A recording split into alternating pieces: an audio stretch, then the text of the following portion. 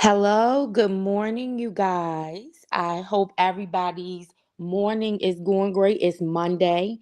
I know sometimes Mondays are rough and sluggish starts for everybody because it's generally, for most people, the start of their work week. So it's like, oh gosh, I got to get up. That's most of the time, most of our reactions on a Monday morning, right? But I hope everybody had a good weekend.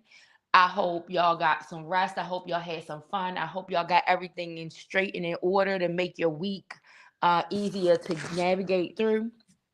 And um, I hope that y'all got to get some rest. So I wanted to come talk to you guys this morning for Morning Minutes about the disturbance that happened at the White House Correspondents' Dinner on Saturday night. So before I get started talking about what happened and discussing the responses, giving a little bit of background about the gunman and discussing how some people responded. First, I want to say this because there's something inside of the manifesto that was telling, and I know I was able to actually observe, right? So I was in DC on Saturday night, and I I did something said in my mind. I didn't know what was going on at the time because I was nowhere near the Hilton where the correspondence dinner was. Well, I was close enough, but not far enough. But generally, when something is happening in DC and the president is going to be moving about in DC, you're going to see a heavy security presence everywhere, right? And I just did not notice that. Like it was pretty quiet in DC on Saturday night. And so I did notice it. So after I was able to uh read what was documented in the manifesto, I was actually able to say, yeah, he's kind of right. It was very quiet.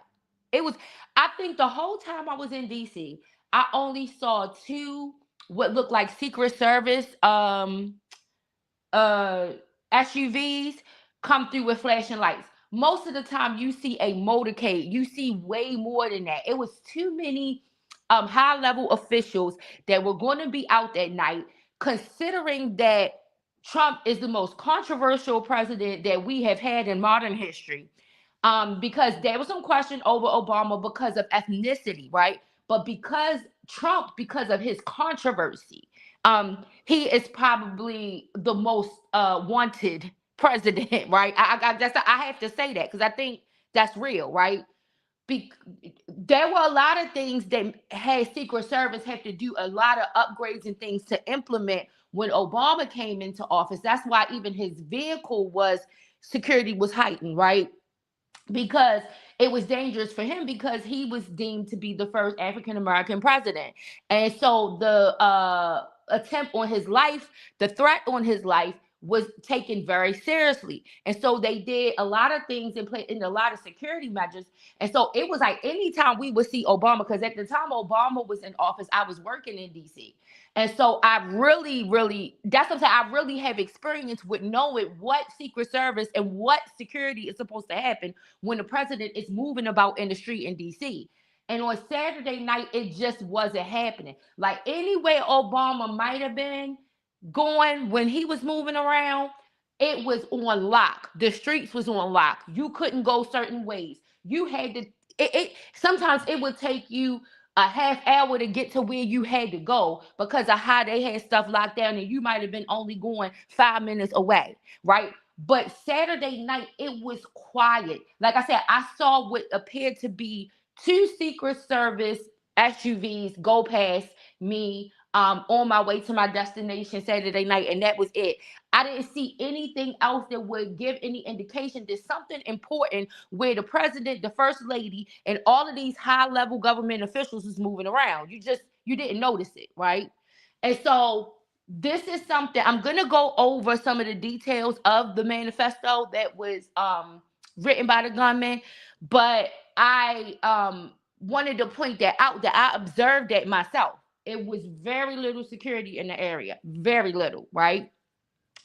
And so there was a shooting.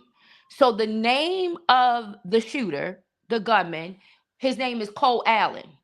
He's 31 years old. He's interracial. He's European and a descendant of the African diaspora, so black, for whatever you want to call it, whatever people call it, because everybody want to make a big deal about whether you say black and white. I'm going to say black and white because it's just simplifying the term. People know that I know what it is, and people should know that other people know what it is in describing those terms, and they try to get down all to the semantics. But the reality is that it's the simplest form, the simplest terms used in order to identify individuals. And so I'm not going through all of that in this conversation. I don't have to mention ethnicity much in this conversation, but when I do it, that's what I'm going to say because it makes it easier for the conversation, right? So the shooter, his name was Cole Allen, and he is from Torrance, California. From my understanding, I believe that he attended a Christian high school, right? Family, very influenced by Christian values, morals, and beliefs, right? He references his church family in the manifesto. So, that is an important thing. And the reason why it's important is because I pay attention and I like how conservatives try to um switch the narrative, so to speak, when these occurrences happen, to try to make these gunmen look like they're non-Christian, right? Like they didn't grow up with any morals or values. I find it difficult that a person who unalives an abortion doctor can be credited with having some Christian values. But then when it comes to someone saying that they're doing that, they may identify as being a liberal, and they say that they are doing something in order to protect children and the innocent and the most vulnerable and oppressed, that then they want to disassociate them from Christian values, right? That say they don't get the same credit for their vigilante justice that some of these people who are on these Republican ultra conservative issues do when they act on the behalf and do evil acts, right? It's, oh, they was non-Christian, they was anti-Christian. Trump says in his 60 Minutes interview about the shooting, he was a Christian and then he was anti-Christian. That is not what that boy does not profess to be anti-Christian in that manifesto. He actually makes a case for why, according to his Christian values, that he felt like he needed to do something about what was going on, right?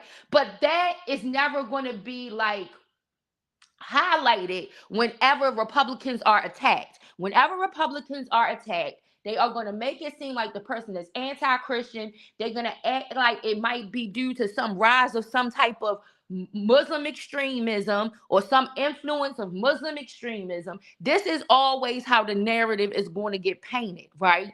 And so I wanted to put emphasis on the fact that he received a Christian school education, came from a two-parent household. He graduated from Caltech in 2017 with his degree in mechanical engineering. And then he was finishing up his master's degree in computer science, right? And so this guy, he was an intern for NASA, right? A fellow. He worked with them. That's why I think they said that they had a documentation of something they saw on his social media account that said that he was almost finished up his degree, his master's degree in computer science, because he had completed his fellowship with NASA, and that was part of his his coursework in order to acquire his master's degree. So that is something to be noted. Very, very smart. Anybody who encountered this boy, this man, Cole Allen, talked about how brilliant he was, right? Some other things about him, he's a video game developer. And I found that part to be interesting. And based off of the stuff, that we've been talking about on the channel as it relates to the crime with David involving the unaliving of Celeste, And then that veered us off into talking about the 764 extremist groups and these nihilistic groups. Um, I I find that to be interesting, and so I'm going to dive into that a little bit more.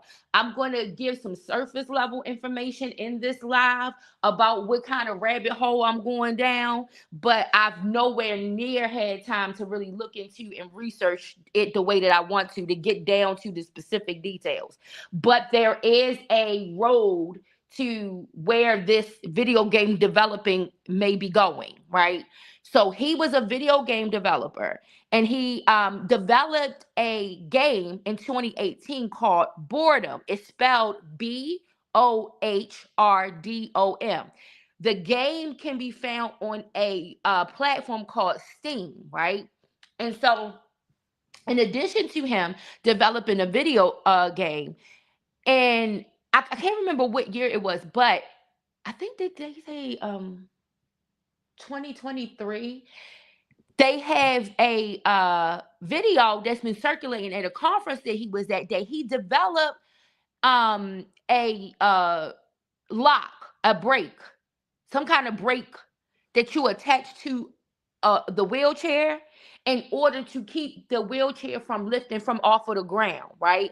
So essentially what was explained in the video, because I watched as he was explaining, I didn't understand all of the technical terms that he was using, but essentially what I got about this brake that he developed for the wheelchair was that most wheelchairs have like a lever where you can try to like stop the wheels from moving, but none of them have a device or any kind of security feature where you can prevent the wheelchair from lifting up off of the ground. And so he created this specialized brake that would keep the wheelchair onto the ground. And you know, that is important, like when, as far as like transporting people who are wheelchair bound, sometimes whether a wheelchair bound person might be in an area where they might be using their wheelchair, it might be some slippery surface, things like that. This is why this would be the need more so for a contraption that would kind of like lock the wheelchair to the ground versus one that just locked the wheels from moving, because it could still cause the wheelchair to fall over or tip over, whatever. So he developed a brake in order to do this, right?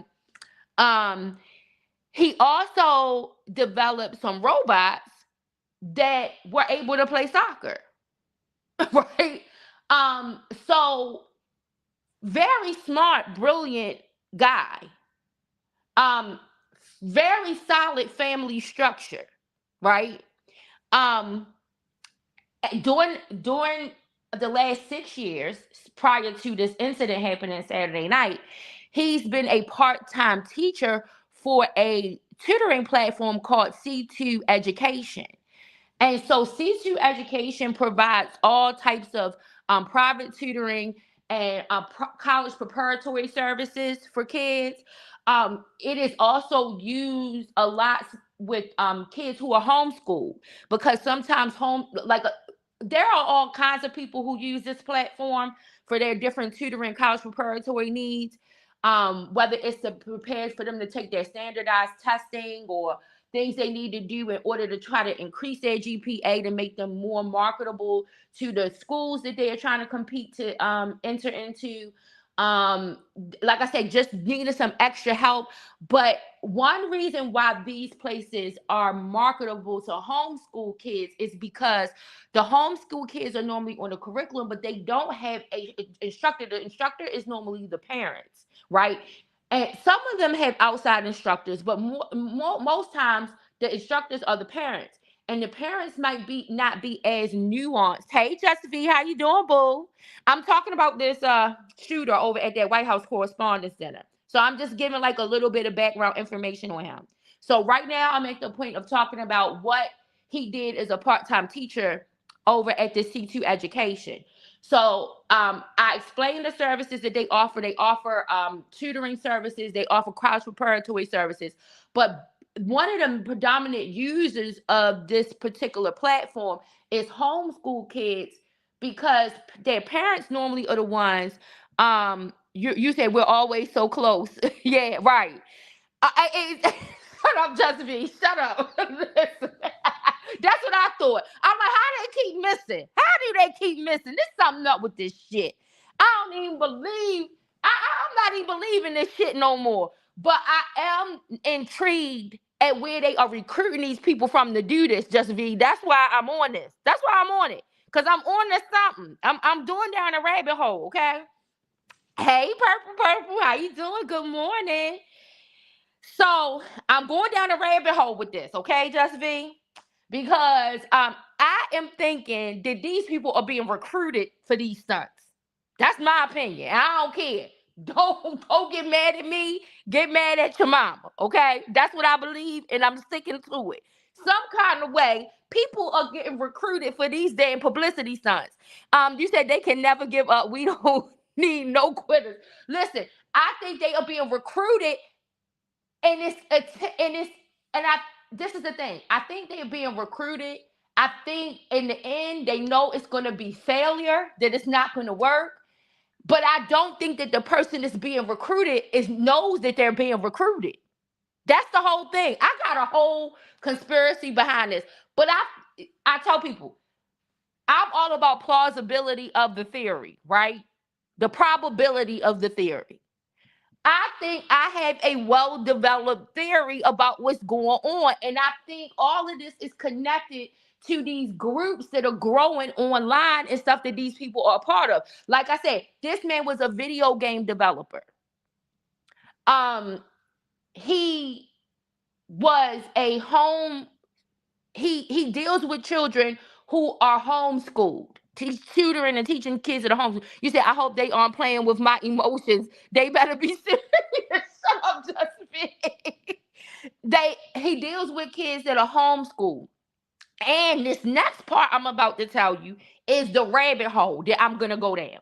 Right, right now today, I'm just gonna brush the surface, and I'm really gonna just talk about how the events unfolded. But I want y'all to know I'm going down this rabbit hole because I think it's something to this. Okay, so it was discovered that he is a part of this group called the Wide Awakes. Okay. So the Wide Awakes was a group that initially was founded in 1860. It was founded in 1860 by a group of young abolitionists. It was a abolitionist youth movement. Okay. They were pro Abraham Lincoln. They had like all of, you know how like back then in those days it was a whole bunch of marching groups, marching clubs, marching bands and stuff like that. So they were this militant youth group who had a marching band. They did all kinds of parades and stuff, and they did a lot of promotion for the re-election of President Abraham Lincoln, right? Former President Lincoln.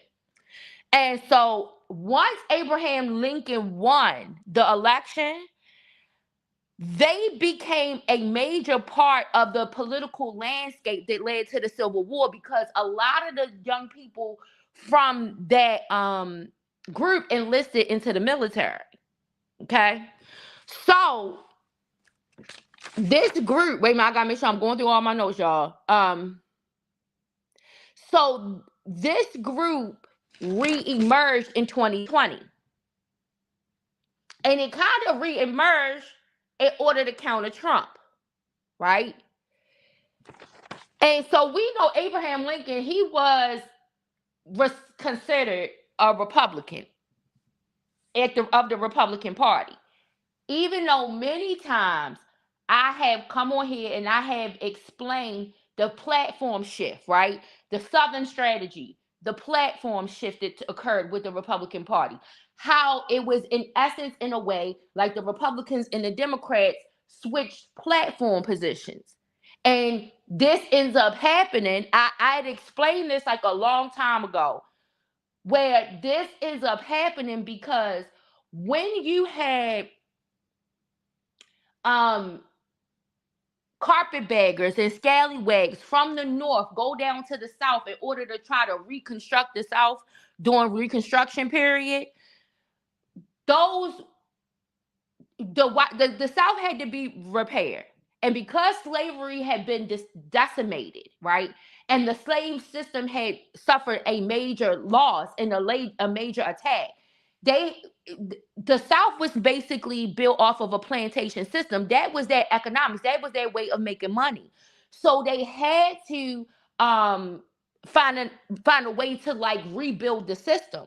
And so a lot of plantation owners were no longer owners. They didn't own slaves anymore. They didn't own property anymore.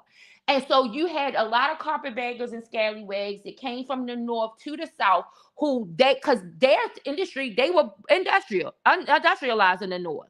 So they were still making money. The north did not, most of the battle that happened in the Civil War happened in the south. So the devastation was in the south.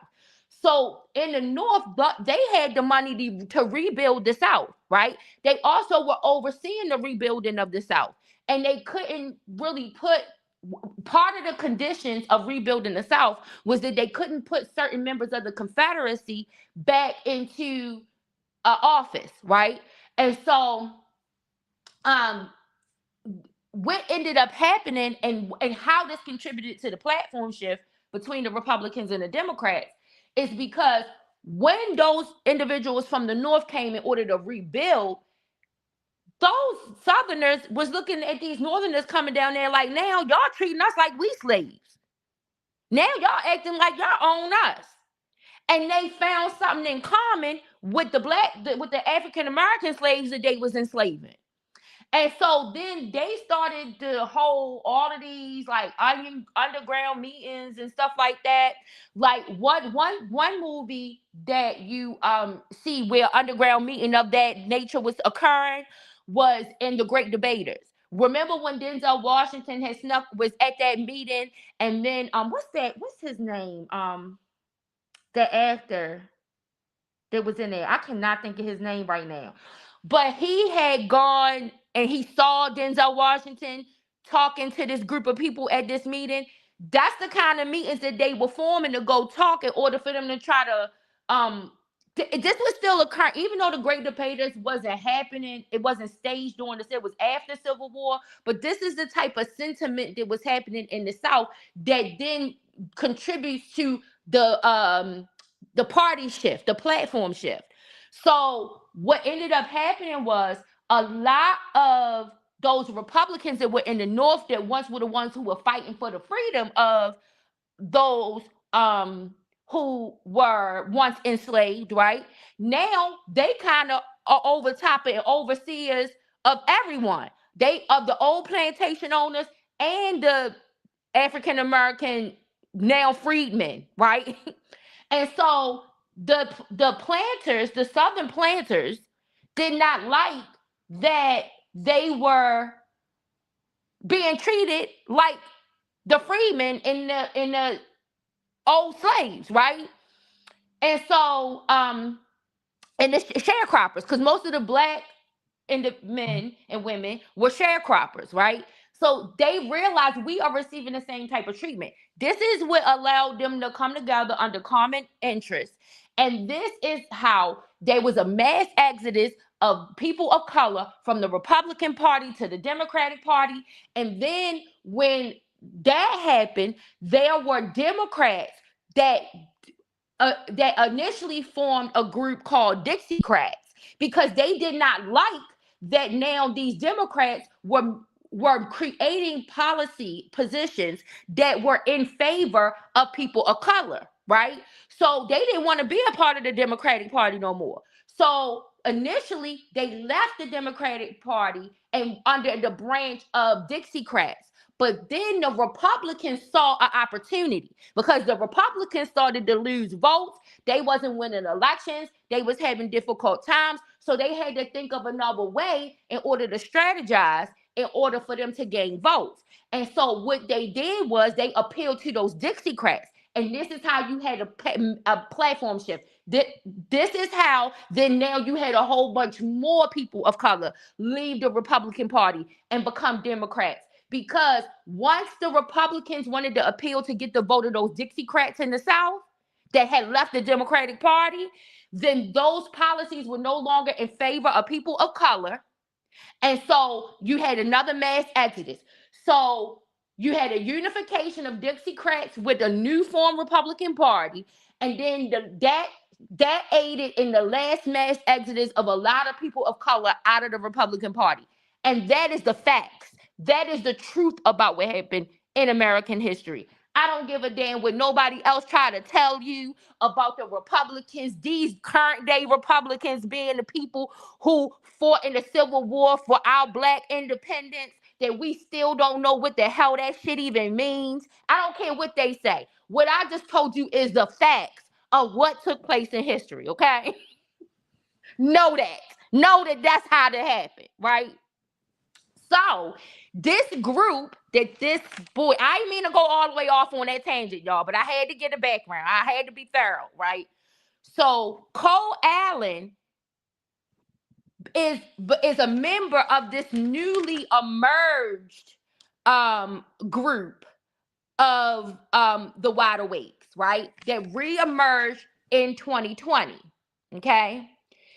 And one thing that y'all may be able to go back to and look and see, fact check me and make sure that what I'm saying is correct. We all might not, I didn't know about, I knew about the old group because I knew about the people, the ones that supported Lincoln, but I didn't know it was any reemergence of a group. And this is interesting because once I started looking into this, and then some of the things that Donald Trump was saying recently, I'm like, this is why he keeps being fascinated with this term. And I had no idea where that was coming from, right? But some of the imagery that you can tell from this, the presence of this group. So in 2020, Alicia Keys performed during the kickoff, the NFL kickoff, right? There was some signage from this the Wide Awakes, right? And it was some signage in the performance. And the signage that was in that performance, it was a sign that said, individually we are asleep, together we are awake. Right? And there was also a banner in June of 2020, during the time when you had a whole lot of like protesting and things going on. You had the street of Washington D.C. didn't pay that was done with all Black Lives Matter, but there was another banner that was placed near the White House called All Lives Matter. It came from this group, the Wide Awakes, right? And so this guy, uh, Cole Allen, he is a part of that group. He's a member of that group.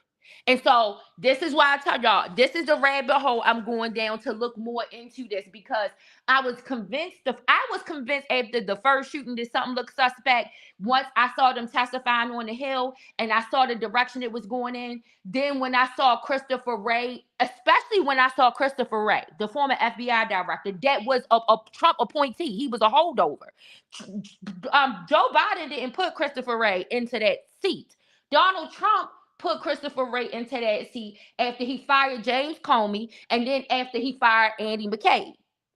Right? Andy McCabe was the interim until they appointed a new FBI director, but he was the deputy FBI director under James Comey. And then he ends up getting fired. And when he gets fired, Christopher Wray gets appointed. So, because Christopher Wray was in the third in command to Comey, right? So Trump appoints Christopher Wray. Christopher Wray completes that appointment, and then he's a holdover in the Biden administration. Biden doesn't replace him because generally, in many situations, the FBI directors stay for their term unless something happens, right? So that's why people made a big, huge deal with the ousting of James Comey, because that traditionally is kind of like not heard of, right? You had Robert Mueller, who was a special investigation on the Russia collusion investigation. He was a former FBI director. He held over on a lot of presidents. So that's why we don't have as many FBI directors as we have even had presidents within our modern history, because a lot of times these FBI directors are held over from one president to the next, right? So when I saw Christopher Wray testify, it was just something that just looked strange to me about the way he was testified. And then once everything went down about the way that he was let go, the way he resigned because he knew he was going to be ousted. I felt something suspicious about that because I'm like, this your guy, Trump. Why would you go get another FBI director? So I felt like it had something to do with some type of information and intelligence surrounding those daggone assassination attempts. And I know some people don't want to, but I believe that there is something, it was something that had to do with those assassination attempts. Furthermore, this is another thing that I felt like why something was up with those assassination attempts, those other two, right? Because Trump had an opportunity to try to deflect, or this is my opinion. He had an opportunity to try to deflect from the Epstein files by trying to bring back up these assassination attempts. Because it was Trump who alleged that the quote unquote Democrats was the ones responsible for these assassination attempts. He tried to peddle that during the election to try to get him some more votes, right? And so while you're trying to release files about JFK, that we all know what happened with that. You trying to release files about about Martin Luther King. We all know what happened with that. Why are you not releasing the files about your own assassination attempts? To try to cast dispersions on the people who you tried to make people believe did it. To me, I feel like the reason why he don't want to release it is because it might point towards something that got to do with some shit he staged. This nigga, listen, he stages everything.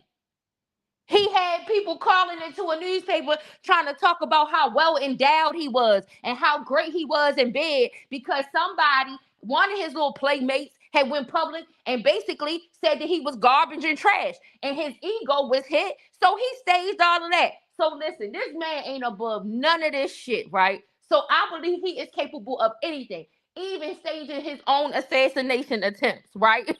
You with me, Jasmine? Yeah, right. So I am suspecting him. Like, why you didn't release that? Why didn't you try to deflect from the Epstein files by releasing this information about how these Democrats tried to have you unalive? Number one, because you knew it wasn't true. So then, how you know it's not true? When's something that happened? And this is why I'm saying, y'all, I think the people who are committing, this is my theory, y'all. I think the people who are committing these things they don't know that they're being used for a plot.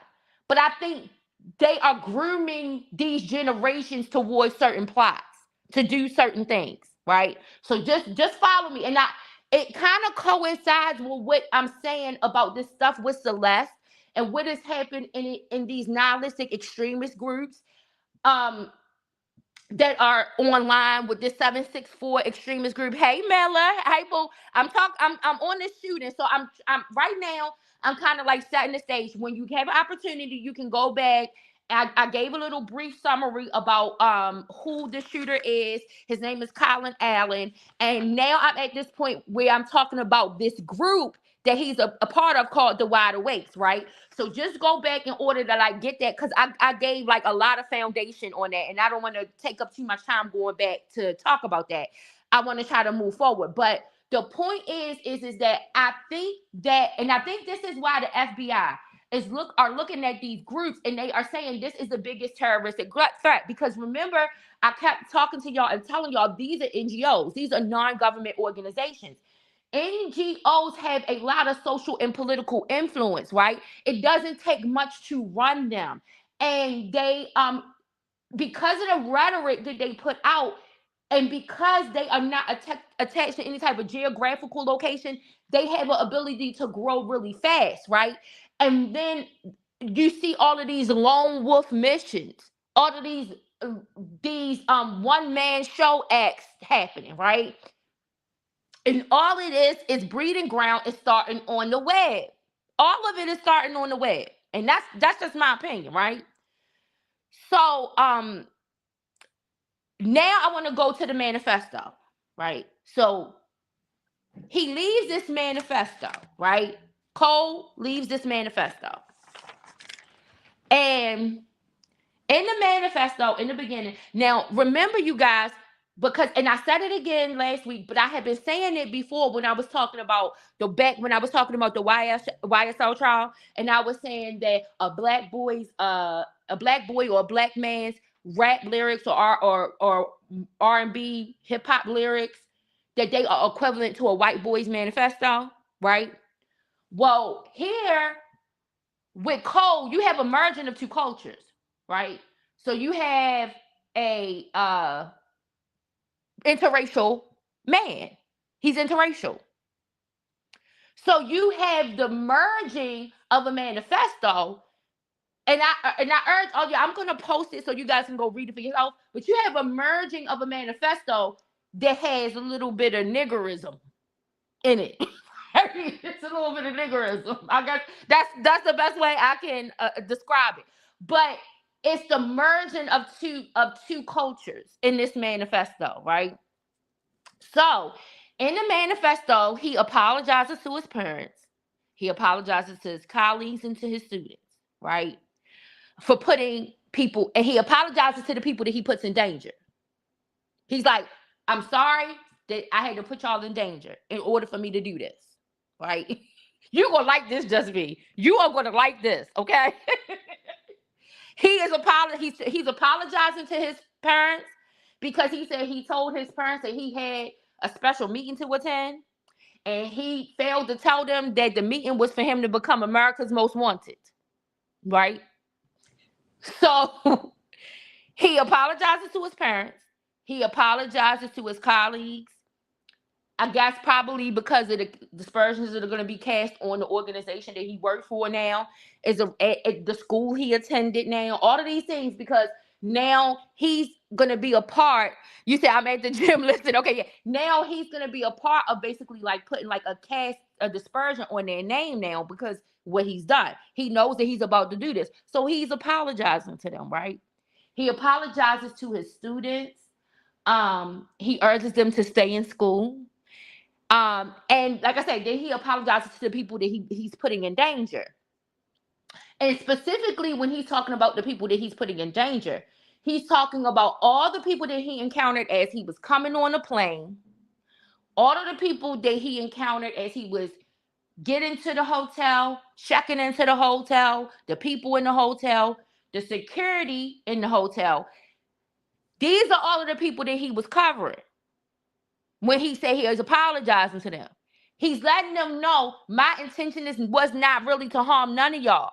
But y'all gotta understand that if I had to harm one of y'all in the process of me having to do this, I'm sorry. Listen, y'all was not the target. I wasn't coming for y'all. It just so exact a thoughtful assassin, just me, a thoughtful assassin.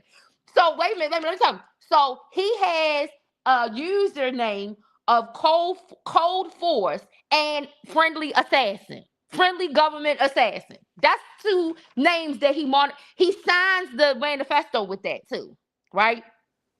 Very thoughtful assassin, right? So then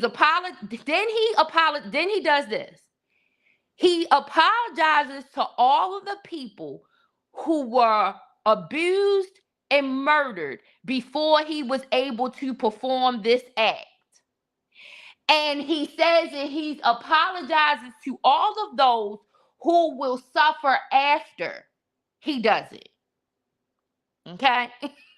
So he's letting these people know, I'm apologizing to all of the people who, at the hands of this administration and these people who claim to represent me and represent the things that I care about in the world, I want to apologize to all of the people who have been abused and murdered by them. Right? It helps if you're friendly. Exactly. Listen, he took Luigi Mangione to another level. This guy here took Luigi Mangione to another level. Okay, because we know the girls love Luigi. This man, now, I don't know if he's going to get the same type of cult following, but let me tell you, he takes it to another level. Okay.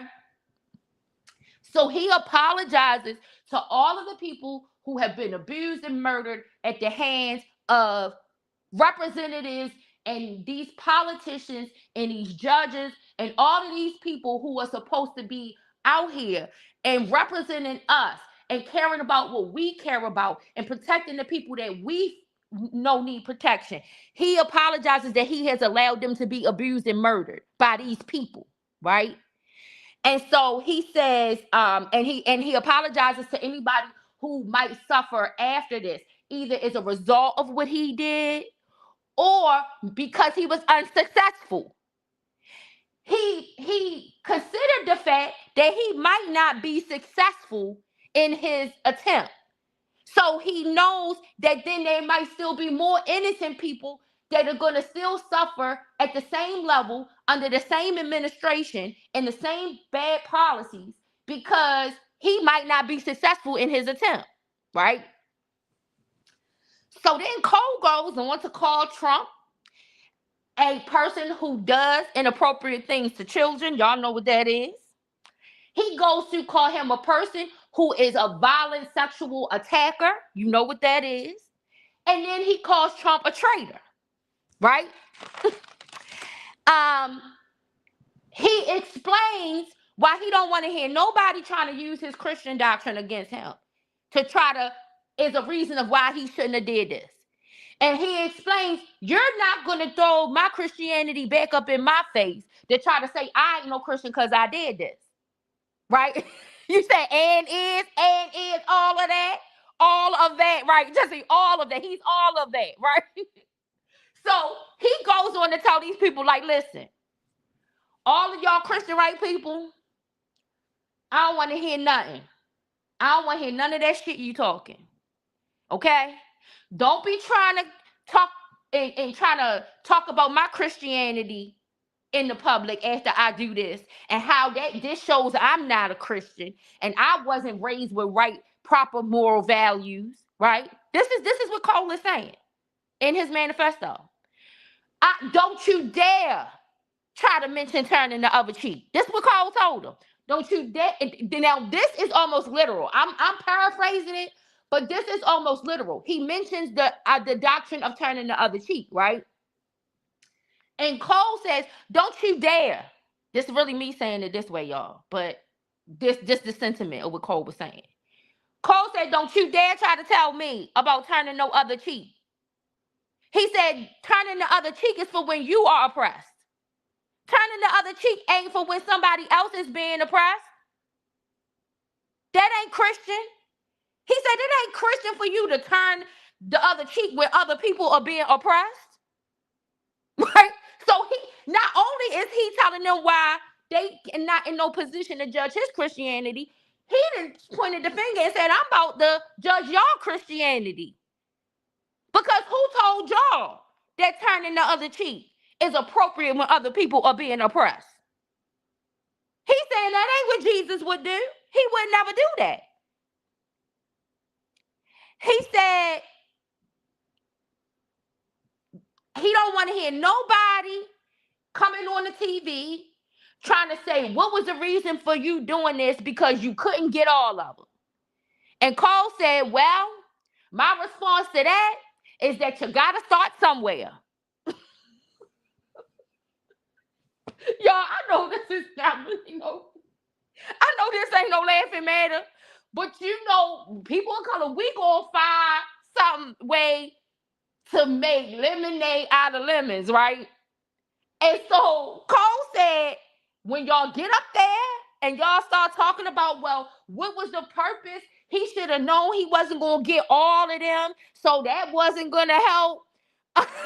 He said, yes, Cole, talk to him, right? That wasn't going to help.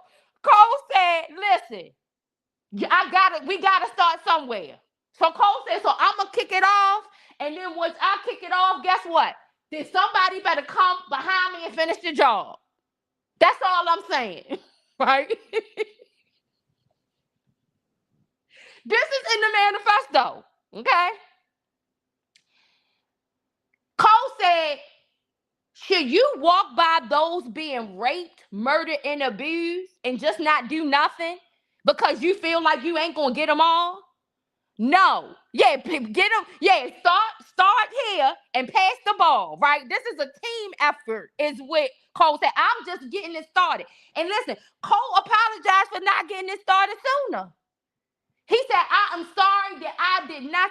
Cole is taking responsibility for blood being on his hands, y'all.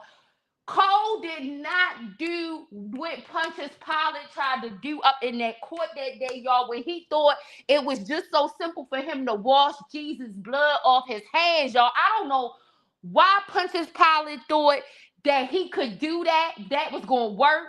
But Cole said, listen, I'm taking responsibility for the blood on my hands, that I have let these representatives and judges and all of these people in this here government do all of this shit, and did not do something about this sooner. Right? I'm sorry I didn't, but today is the day. I'm no longer gonna walk by and watch people being raped and murdered and abused and not do nothing. Right? So Cole then also says to the judges and the representatives that they shouldn't be respected and protected under the law because they don't follow the law. And he said, and because they don't follow the law and they allowing lawlessness to happen, no one is required to yield to them anything. Saying we don't have no responsibility to be lawful with them because they don't care about nothing about the lawlessness that they are allowing to happen amongst us. Okay? So then Cole goes on. He about to finish up a little bit on the part where he's getting, the Christian people together. Because he wants to make sure they understand. He wants to make sure he is speaking to these Christian people. And Trump got his ass up. I'm gonna tell y'all what Trump said in a minute. But Trump got his ass up on that TV and tried to say that this boy was anti-Christian and did the manifesto show he was anti-Christian. Cole said, no, I'm gonna show you why I'm a Christian. That's what he said. Cole said, I'm gonna show you why I'm a Christian. So Cole, he says all of that, and then he thanks his family, he thanks his church, he thanks his friends, his colleagues, and his students. So then he closes the letter, but then he said, wait a minute, I got a little bit more to add, right? So Cole said, now I got to tell y'all about this shit. He said, because listen. Now, Cole ain't saying this. This me saying this, y'all. I'm paraphrasing for Cole, but this is what he meant, though. Cole said, I gotta come back and tell y'all this shit. I couldn't just end it with the thanks. I had to come back and let y'all know this shit. Because I had to let y'all know how easy it was for me to get in here and do this shit. Right? So Cole begins to talk about the lack of security up in the place. Okay? He goes to talk about the lack of security in the place. He describes how he checked into the hotel the night before. That there was no special check of knowing that they were having the White House. You said, oh, right. Knowing that the White House Correspondents' Dinner was being held at that Hilton. Knowing that you were having the President of the United States, unfortunately, that's what we got to call him. Knowing that you got going to have the President of the United States up in this non-secure government building, right? Shut up. Somebody take notes. Knowing that you're going to have the president up in there, right? You did not make sure that the people that were staying in this hotel doing this thing had no kind of check or nothing. He said it was easy for him just to check into the hotel the night before. Right? He said it wasn't no special security inside of the hotel. All of the security that he said, most of them that was there was focused on the outside of the hotel, and they were focused on the protesters. He said inside of the hotel, it was no security. Cole talks about all the weapons that he was able to have up in that hotel with him. that he was never even searched or nobody even considered to look and check and see that he had on him, right? So Cole is not only is Cole letting them know how terrible the security conditions were, he's letting them know y'all need to do a better job. He is trying to, and this the thing, Cole, I don't think that's gonna work though, because they let this happen 2 other times. That's why I'm telling y'all, I think it's something to this shit. Okay? I'm just saying. It's something to this shit. Because they let this happen 2 other times. And it was security issues then. And the same type of seriousness. Cole was like, they not taking this serious. They don't take this man life serious. They don't take these public officials' lives serious. They don't take all the people in the room with them lives serious. Because I ain't never gotten nowhere this easy. Cole said that it's been harder for him to get into some nightclubs than to get up in there. Where you got the president, all of these people that you know somebody trying to get rid of. And you ain't provide them with the necessary security to make sure that you keep these people and the people in the room with them safe. Right? So Cole is trying to help them and teach them to do a better job. He's pointing that out. Because see, some of the other shooters didn't leave this information for us, y'all. Now, we was able to look and assess it, and we was able to assume that all of this was the case, right? But Cole left us with some helpful information, right, for the future of this man. Like if y'all, his administration, his security detail, Homeland Security, all of y'all, if y'all care about this man's life, y'all, why y'all keep letting it be this easy to get to this man? Y'all really need to do something about this. Cole is letting them know that some people need to be fired because of what is going on. Why was it this easy for me to be able to get in there? Now, them other 2 shooters, they didn't leave that information. It took an interracial person to tell them that. Helpful and kind. Yes, just me. Helpful and kind. He is trying to help them with best practices. He is trying to help save this man's life. That they need to take this as a demonstration on what to try to do to keep this man life safe. Because he gave them all the things, all the places where he was able to breach the place in order for them to do better. He is telling them do better. Right? So you can't make this shit up. You can't make this shit up. So that's Cole. We done with Cole. Cole done got arrested. He's supposed to get arraigned today. Janine Pirro came out and talked about all the charges that he was, gonna get and stuff. So I guess we should have an update with that later on. I might be able to come back to you guys and give y'all an update on what happens with that. But right now, we are finished with Cole. Cole, he sent a letter to his brother, to his sister. His brother had alerted the authorities, I guess, at some point about what he received. The sister also had some communications with the authorities. But you said free Cole? Free Cole. Right. Cole was helping, girl. He was helping. So, in more ways than one, let me say that. In more ways than one, Cole was helping. Just take this as a practice, like a drill. Cole was taking y'all through a drill. Trying to like he was like, these other people who attempted to do this, they wasn't helping. They wasn't helping y'all. They didn't leave nothing for y'all for what y'all need to try to do in the future. If y'all want to stop this from happening, I'm going to leave you with a playbook on how to try to keep this man that keep doing all this fuck shit safe. Right? That's what Cole said. You said we got to start a free Cole sector. Shut up. Trust me. So, all right. So we done. Right now, we done with Cole. We are done with Cole. Cole is going to be arraigned. We're going to see what's going to happen with that. Now I want to go to Trump's press conference after the shooting.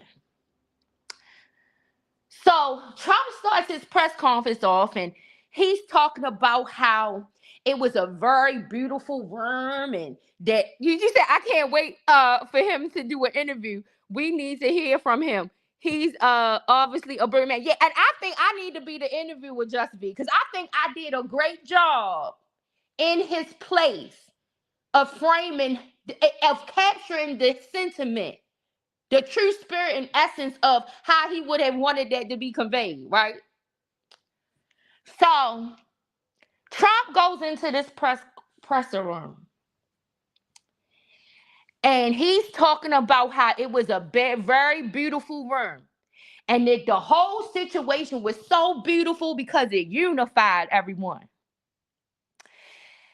He talks about how he authorized the tape to be released, and to show, because he wanted to show what the violent thug had done. Now, the people who stormed the Capitol, they was very nice people. The people who stormed the Capitol, he pardoned all of them, but Cole is the thug. Okay? So Trump told us that one officer got shot, but he was wearing a very strong bulletproof vest. And so he said he called him up and he told him he loved him and he thanked him for the service, and, told him he was very strong. He said he made some kind of, so he contradicted himself a little bit about the security of the place, right? He was contradicting himself. You know he's a walking contradiction, or just a bowl of confusion, okay? So in this part of the speech, he says this, but this means, because this is only a pitch in a market for something that he want to do, right? So he talks about the security of the building and talks about, the security wasn't that great in the building.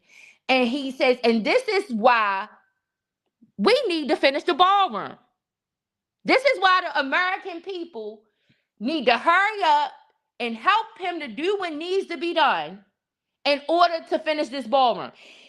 Donald Trump said that it has been the goal of the military for the last 150 years to build this ballroom. Y'all, I am not lying. This is what he said. I am not lying. In order for me to capture the essence of Trump, I don't have to do all of that I had to do with Cole. Like I had to create all. No, Trump says himself all that needs to be said in order to capture his true essence. Right? So Trump said that it has been the goal of the United States military for the last 150 years to build this golden gaudy ballroom that he is building cheaply inside of the people's house. That's what he said. You said, but they already had a ballroom. Right. And now they done found asbestos, or this might be getting ready to cause people mesothelioma all up under there, because he didn't even get all of the right licenses and things that he needed in order to start the building. So that's why it's at a halt. It's at a halt because these people done found asbestos or some shit up in there.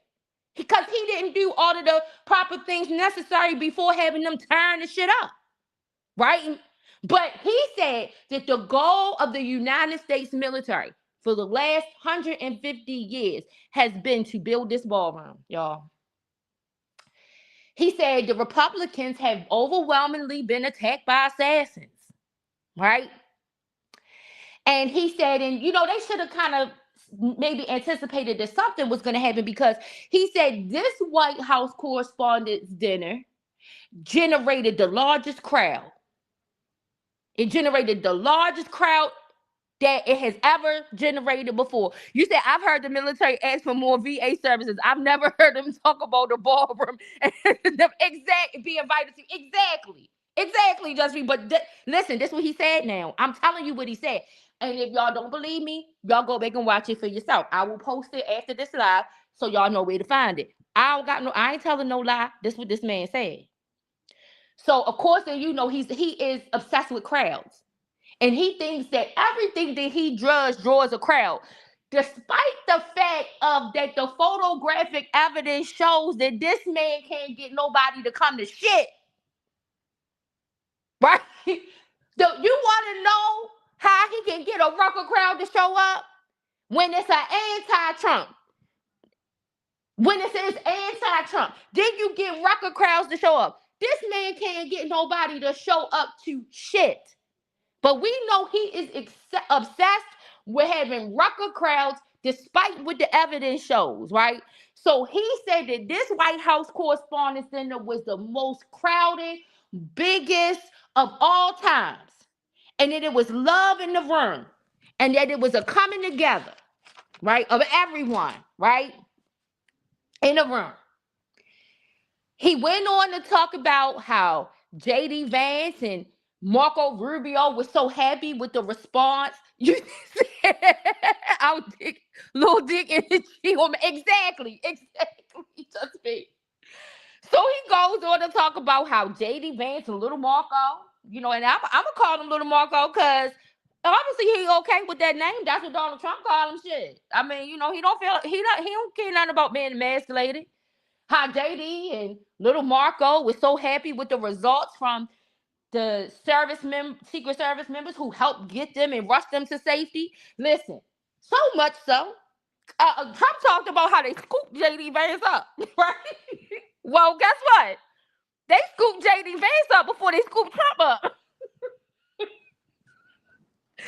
got JD Vance up out the room before they got Donald Trump up out the room. Now, I didn't yet get to witness how they got Little Marco up out the room, but I did get to see the video of them scooping JD Vance up, and Trump and Melania is just still sitting there, right? I did see that. I saw that shit for myself. So then, and obviously Trump seen it too, y'all. And I think he feels some kind of way. I think he really feels some kind of way about it. I think it really was a little side joke, a little side dig for real. He's going to say something in that 60 Minutes interview that's just going to try to make it look like he ain't feel no kind of way about it, y'all. But we know he observes shit like that. Like, how y'all come and scoop this nigga up? I don't think that J.D. Vance's wife attended the Correspondents' Dinner with him. So he's sitting there by himself. I'm the president, and me and my wife is sitting here, and you didn't came and scoop. You know how, like, when Monique was in, what's that damn movie Monique was in?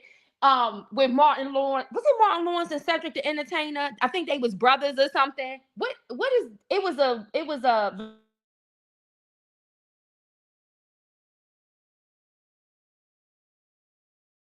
Can you guys hear me? Hopefully you guys can hear me. Hold on.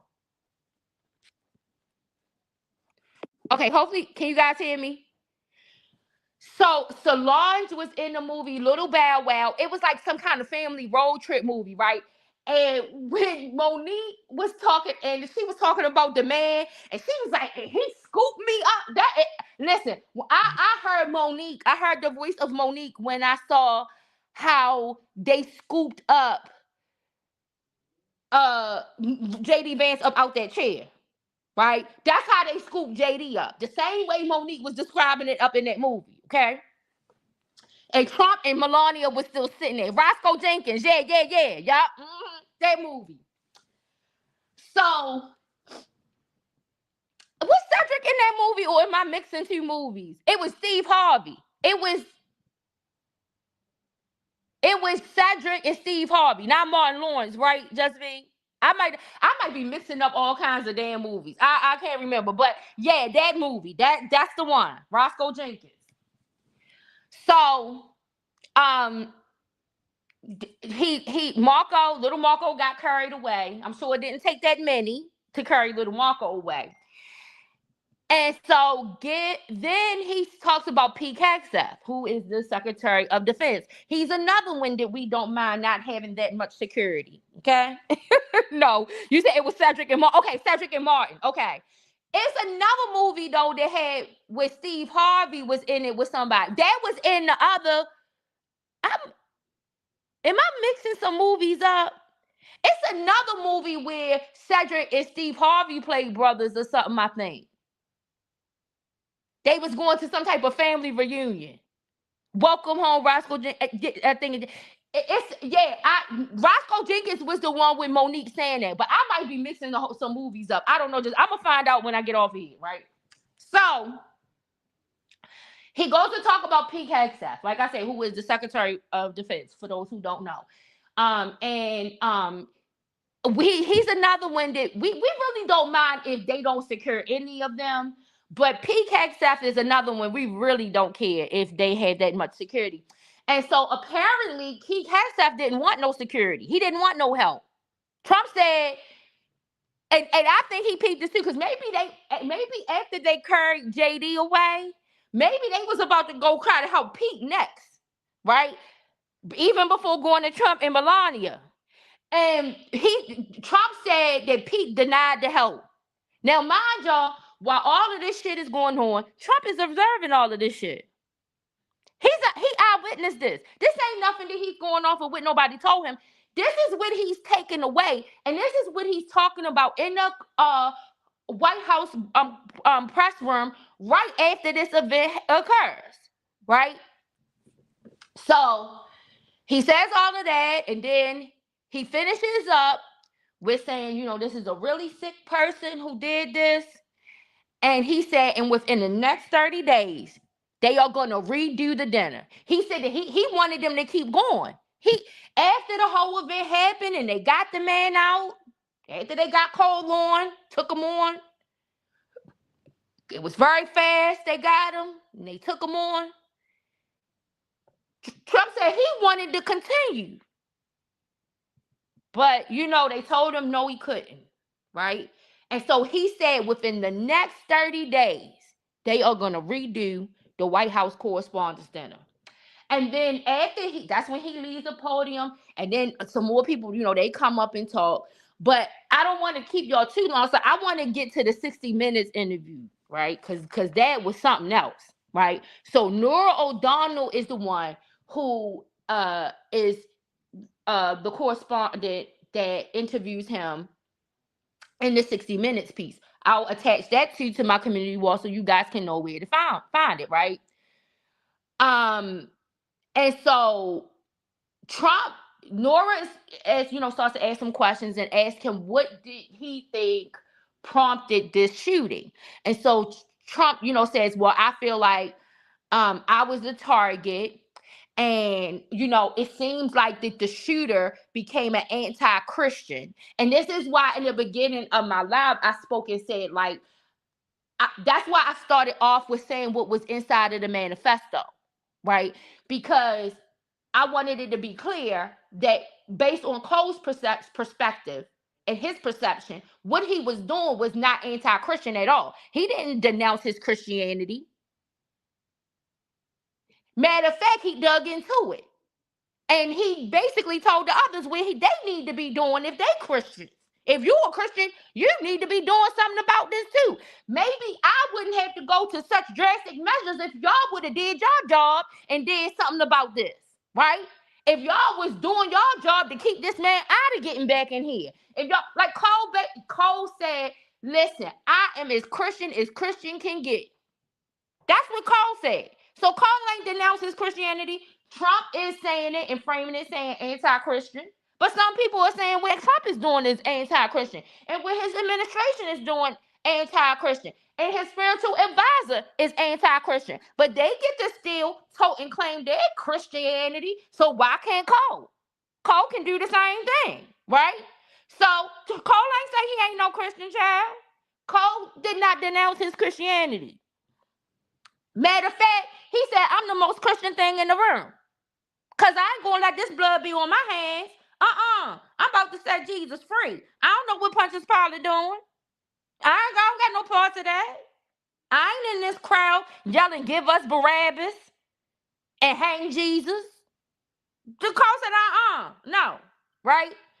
So, Trump says that he thinks that people are trying to unalive him because he's turned the dead country around. And he's turned the dead country into the hottest country on the globe. Now, not hot in temperature. Although maybe we can kind of find some kind of metaphor in that. Because maybe we about to burn in hell for all of this shit that has been allowed to go on. I don't fucking know. Right? But Trump said that he turned the dead country into the hottest country on the globe. And this is why he thinks that people are coming after him, because he's a consequential president. And he mentions the assassination of President Lincoln, and talking about, I'm popular like Lincoln. I'm like him. And so this is why people don't like me. It's because I'm changing things. I'm a mover. I shake things up. I'm making this place a better place for you and me, right? I listened to Michael Jackson. I heard his lyrics, and I'm doing what I need to do to turn this country into the hottest nightlife on the globe. You ain't gonna find no nightlife better than you are here in the United States, baby. We in the lights. The lights is flashing, right? Oh, the whole United States is Hollywood, right? He said that he did that. He turned the United States into that, right? He said he doesn't think that his policies are controversial.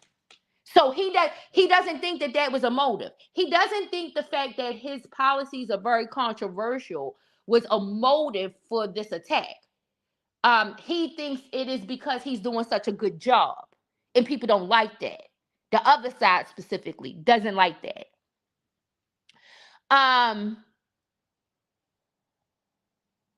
He said, so Nora goes to go ask Trump about the reaction. Now, this is the part, y'all, where I'm saying to y'all, this is how I know that the things that he said in the press conference, he noticed them and observed them himself.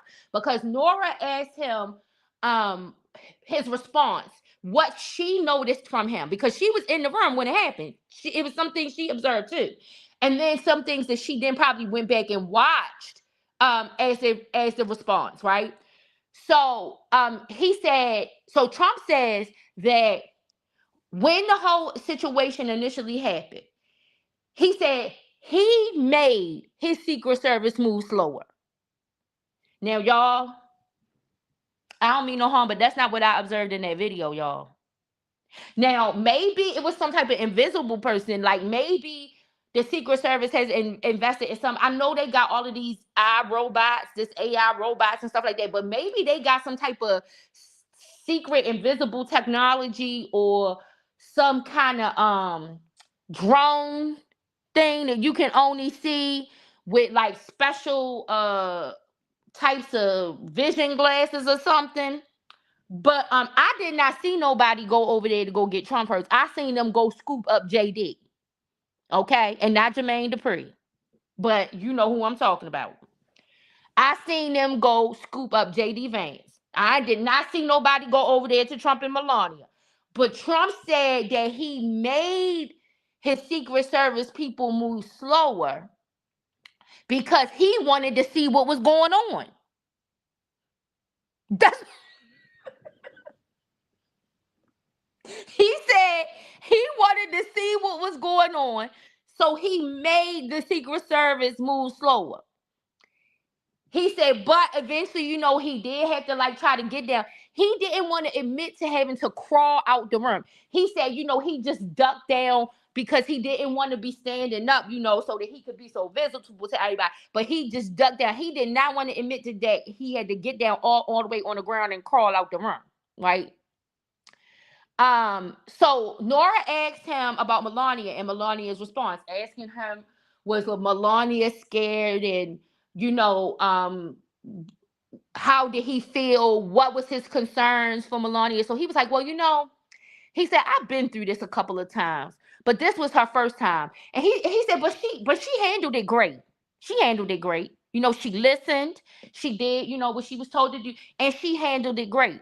And by the way, y'all, Sunday was Melania's birthday. Okay. Nora had to remind Trump of that in the interview. Okay. So, because Nora asked him, how does the first lady feel, after having this whole ordeal happen, and then just minutes later, it's her birthday, but it was her birthday Sunday.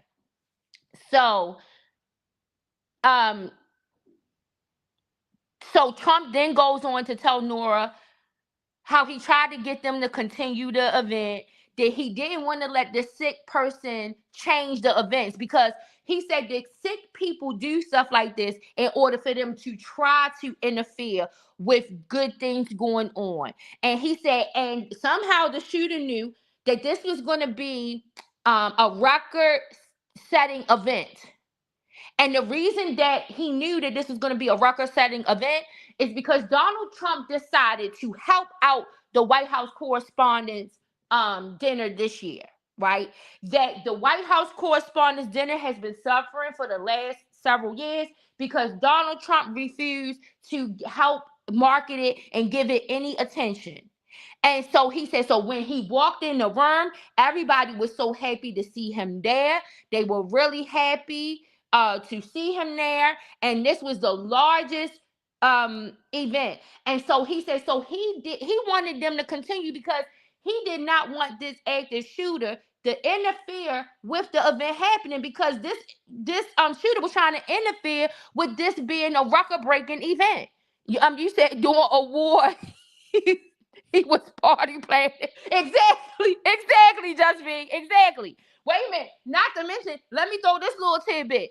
So listen, y'all, because y'all might not have knew this, but I knew this because I live close to DC, right? So and because of other things that I know and other things I'm affiliated with. So I kind of get like all of the inside info about stuff that's happening. But one of the biggest after parties for the White House Correspondents' Dinner this year was sponsored by Grindr, y'all. So I think maybe that had more to do with why it might have been an overwhelming turnout, because based on what I was hearing coming from like people who were being asked about the event like publicly, they were really excited about Grindr sponsoring this after party. But somehow Trump thinks he was responsible with it. So hey, I mean, whatever. We don't even really know if this was really a record-breaking turnout. But I'm just saying that maybe if it was a record-breaking turnout, maybe it was because Grindr was sponsoring and hosting one of the biggest after-party events after the dinner. I'm just saying, just maybe. And listen, Grindr said the guy who was promoting it, he said that everybody was wanting to get up in the place. Because they have a control list, right? And he said everybody was wanting to get in there, both conservative and liberal alike, Republican and Democrat alike. So hey, I'm just saying that kind of proves something Don Lemon said a while back when he said, at that Republican National Convention, it was a lot of traffic going on Grindr at that Republican National Convention. Don Lemon said that a while ago. And so basically that was confirmed in this event being sponsored by Grindr, that it wasn't all Democrats who was rushing to attend and get on the list. It was equal amount of Republicans getting on the list to the Grindr event. Okay? So that might have really had something to do with the high turnout, if it was one. But hey, Trump think that he was responsible, so we gonna go on ahead and let his delusional ass keep thinking that, right? So then he goes on, him and Nora go. You say he sure did, I believe. Right, exactly, Josephine, right? So Don ain't telling no lie. Don Lemon, he don't got no reason to tell no lies no more. Don, he don't care. That's my hope. Don don't care no more. Don said, I'm rich. I got enough money. I don't have to do none of this no more. If I'm gonna come out here and do this and I'm gonna tell this, I'm gonna tell the truth. And that's what Don is doing, okay? So you ain't gonna mess with Don Elimination. You're not, okay? Don Trump, go find somebody else to fuck with, because you gonna fuck around and find out messing with Don Lemon, okay? So the next thing, him and Nora, Nora is still trying to get out of him, in a way, like trying to get him to admit that there's something about his rhetoric that is causing these things to occur, to repeatedly occur and happen, right? But all Donald Trump could talk about was the really strong and attractive law enforcement that made him feel safe. That's his exact words, y'all. Donald Trump, not Don Lemon, Donald Trump, as Nora is trying to get him to take some level of accountability for his rhetoric and how sometimes that might entice people, incite people, he's focused on the say what now? Right. He's focused on the really strong and attractive law enforcement that made him feel safe up in the place, right? And so then I think Nora realized, listen, this ain't going nowhere. I ain't gonna never get this nigga to accept no responsibility for how he may have, contributed to why this shit keep happening to him. So let's just move on to this manifesto. So Nora decides that she wants to move on to the manifesto. Y'all, Donald Trump called her a disgrace for reading it. He said, I knew you was a disgrace. You a disgrace. You're a disgrace for reading that. You are disgraceful. You said, I can't imagine the unhealthy amount of disgust. Exactly. Just it's intolerable. I don't know.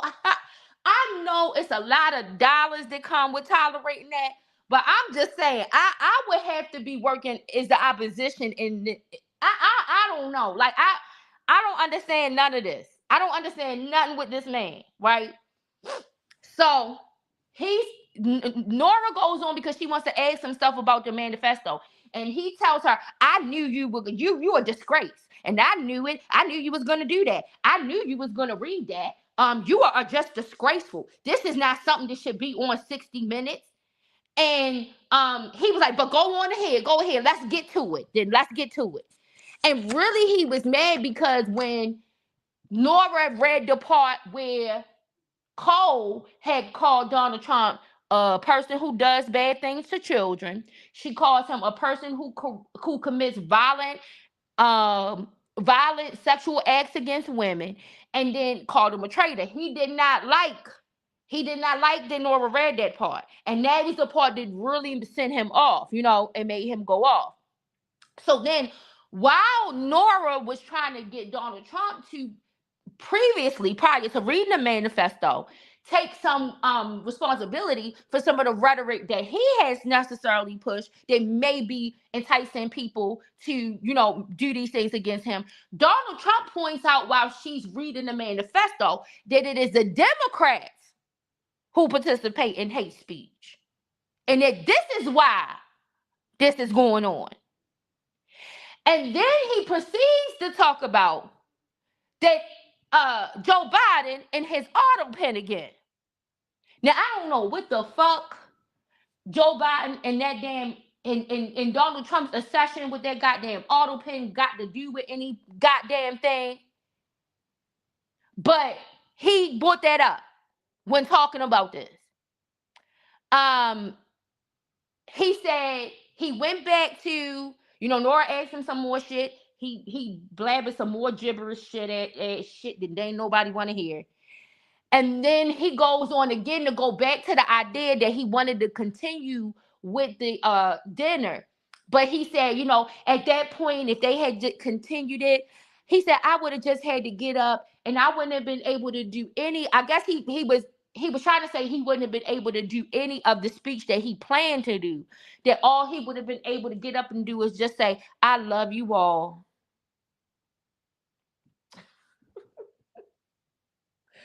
That if they would have let the correspondence dinner continue, that he would have got up to the podium and he would have just looked at everyone and he would have just told them, I love you all. And that would have been it. Right? So then, like I said, they go in there, some more conversation. Donald Trump talks about the fact that Cole must have been a really smart guy, to get into Caltech, and that they told him about some of Cole's accomplishments. And so, he knows that he's very smart and knowledgeable. And he said, but, he's a very sick guy. And, he said, that's the scary part. The scary part is that you have these smart guys who are very sick. And so, this is why this needs to be dealt with and taken serious. And, I happen to think that worse than a smart sick guy is a dumb sick one. And that's the one we was listening to while we was listening to this bullshit ass this bullshit ass interview. But y'all, that in essence is my summary of what happened during and surrounding the White House Correspondents' Dinner. Another one that I viewed was Cash Patel. Y'all, Cash Patel was scared out his goddamn mind. I think he forgot that he was the FBI director when all of this shit was going on. And you know, his eyes always stay pop like that. So you don't know if that his eyes was like that because they just naturally stuck like that, or it was really fear. But his body language let us know he was scared as shit because he knew he was one of them targets. You know, see, some of the people, let me tell you, some of the people in the room, they wasn't in no rush to leave out. I think they was confident and knew he ain't in here for us. Listen, one of the ladies, they caught her taking a bottle of liquor off of the table on her way to leave out of the bar. Another one of the attendees, they was questioning him, and he was talking about how exciting it was. The whole thing was exciting. It was amazing. Oh, but let me tell you about that goddamn Steve Miller. Why Steve Miller put his pregnant wife in front of her like she was some goddamn human shield?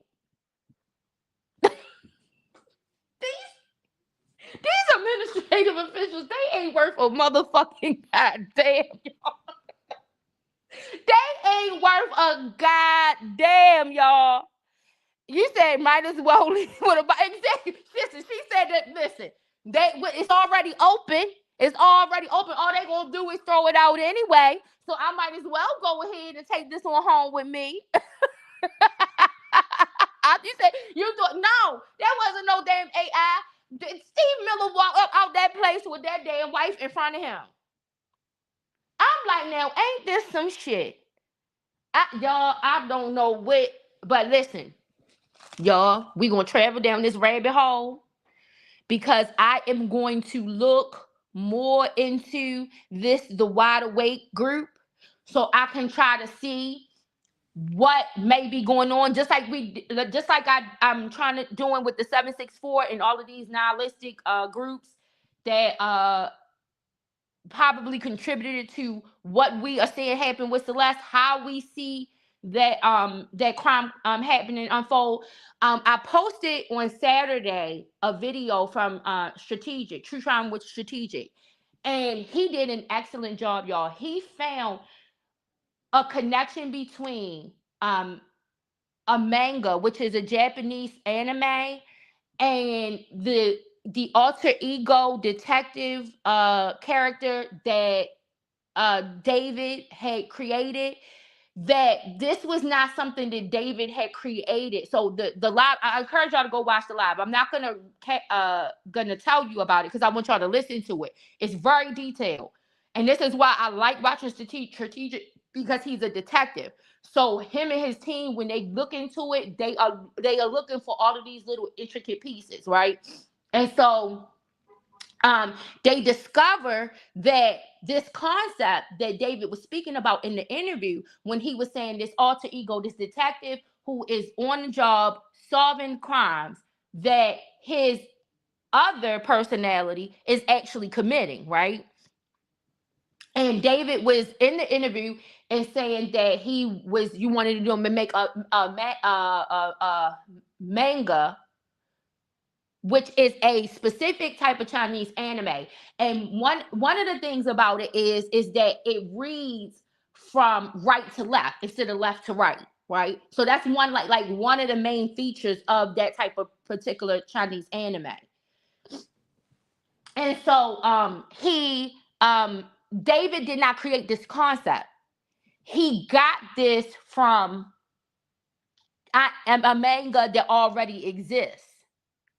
And when you listen to Strategic explain where he got this concept from, the crime that was committed against Celeste is mimicked through this anime. It is like the details are almost exact. There is a crime that is committed in the anime. I think it's called MDP. Hold on, y'all. Hold on one second.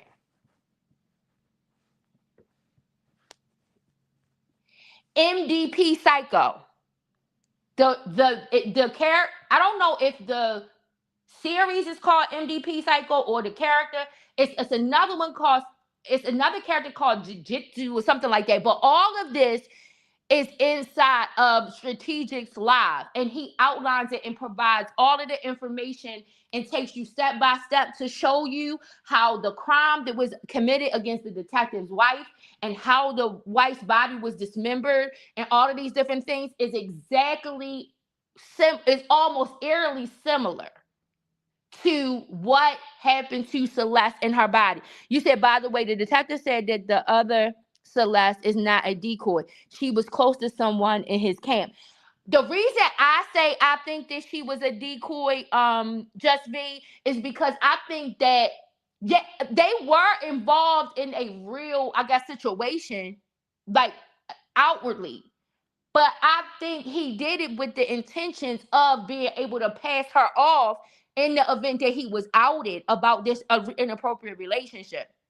So yeah, she wasn't a decoy in the traditional sense of like somebody to throw off and like she was in on it or anything like that. But I think he, in his mind, was using her as a decoy to throw people off if anything ever came out public. I from what I understand, she thought she was in a real relationship with him, it's but I think that in his mind, she was the decoy to throw off the scent, to throw off the smell. So not that she herself was playing the role of the decoy or knew anything about it or was aware of it. But if you mean something different other than that, send to me what the detective said. Because I used to listen to the detective that was doing an investigation. You talking about the one who was doing a whole bunch of investigation? Wasn't it SF Investigates or something like that? Did he was called? I think I think it was called like SF Investigates. I used to watch him early on in the beginning, but then I think they had placed a gag order on him where he couldn't talk for a while because he had access to certain information and they didn't want him spilling out that information because of some of the stuff that he found out. Because I think they said that he found out what Neo's real name was before it was actually released and stuff. And there are some people who say that they believe that that was the main thing when they decided to get a gag order on him. You said that's all he said. I got the impression she's just coincidental. I don't know. I mean, maybe it could be, but I questioned all this boy's motives. He was too calculated, and he was dumb and obvious, and wasn't doing things as well, and didn't do things as well as he thought. Thank God. Thank God. Because other than that, we might be looking at somebody who's still not being held accountable for the crime. So thank God he wasn't as smart and intelligent as he thought he was. But I think it was something count. You said he said the script from the grand jury are coming out and he's on the record. You talking about the detective? Yeah, because they had placed a gag order on him at one point, so he couldn't talk no more. That detective, Strategic, is a black guy. He's another detective from somewhere else that has a YouTube channel. But the one from SF Investigates, I think that's what it is. And I cannot remember his name. His name always slipped my mind. But that one, yeah, a gag order was placed on him. So I'm definitely almost certain that he is listed up in that. And see, and that's what I'm saying. I think that's the controversy surrounding why they was trying to why they did what they did, even with the medical examiner and the medical examiner's report. Like, people keep trying to make it seem like it was something sinister as to why they didn't want to come out. I think they were doing it in order to protect certain information while they were still trying to investigate the crime, because it would have been details from that report that could have maybe altered. And it was already difficult because of how heavily involved the public was and them trying to be private eyes and investigators themselves. So it was already an abundance of information and leads and stuff that they were getting, that they had to sift through.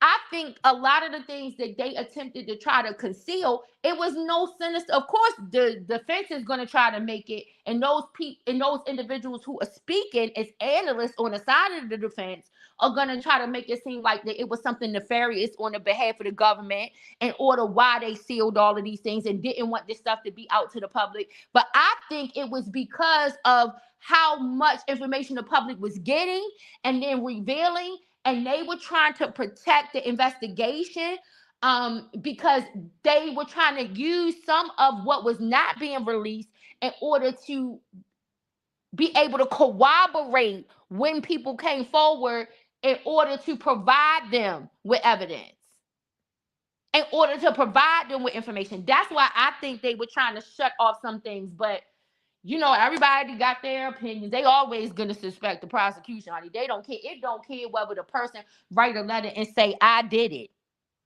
or I admit it. They gonna still come up with something, baby. They gonna come up with something of why that person didn't. They are gonna convince the perpetrator that they didn't do the shit. That's what these people gonna do. So, well, I don't know. We'll see. The preliminary hearing is May the 1st. So we're going to be keeping an eye on that. I think they have a hearing on the 29th in order to try to discuss things prior to the 1st. So I'm going to be keeping an eye out towards that. And then we're going to wait and see what happens with Cole today, when he goes in for his first appearance. And on that, you guys, he said R. Kelly. Shut up, Jasmine. So, on that note, y'all, I am out. Y'all have a good day. It was fun talking with you, Just B and Miller. Thank y'all for coming in here and indulging me on this one. And if something else happens, y'all know your girl gonna come back and we gonna have us some laughs and talk about it. Y'all have a good day.